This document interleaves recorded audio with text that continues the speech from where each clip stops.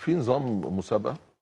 بص بص يا كابتن احمد، لا ثواني، هو مش مصر بس، مش مصر بس، هو النهارده لما هيتم زياده عدد الانديه دايما. لا يا جماعه، هيبقى في تونس وفي المغرب وجنوب افريقيا ومصر. ليه؟ ان الدوريات في البلاد دي احنا عانينا في بطولات كان بتبتدي المسابقه بحاجه وتتغير قبل البطوله بحاجه.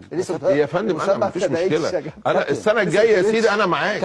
المسابقه مكرره. هو انا بقول لك انا عايز الاهلي ينافسني، هو الدوري الانجليزي بس انا داخل بطوله افريقيا عايز اخدها. طب انت دخلت انا بس اسامه، انا عايز اخش بطوله افريقيا. سواء النادي الاهلي انت هنرجع في قصه ثانيه. لا النادي الاهلي فريق تقيل، الاهلي فريق كبير وقليل. انا مش عايزه يبقى في دوري الابطال، انا مش عايز اخد البطوله.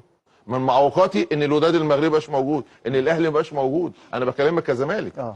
وتاني حاجه مسابقه ابتدت بنظام، تبتدي بنظام على الاهلي على عيني وراسي مفيش مشكله. السنه الجايه بحط النظام الجديد ده، اهلا وسهلا. انا كزمالك، انا احمد سليمان كزمالك داخل بطوله افريقيا السنه الجايه، مش عايز فرقه تقيله عشان عايز اخد بطوله. ايوه بس يبقى انت باصص تحت رجلك. مش باصص تحت رجلي، طب ما تطبق من الموسم اللي جاي. انا بقول لك تطبق من الموسم الجاي. من الثلاثه ايه؟ المسابقه ابتدت بنظام تطبق من الموسم اللي جاي. تبدا يبقى دي فير. احنا تعانينا في كاس العالم اما قلنا الجون بجونين. انت وجهه حلو قوي.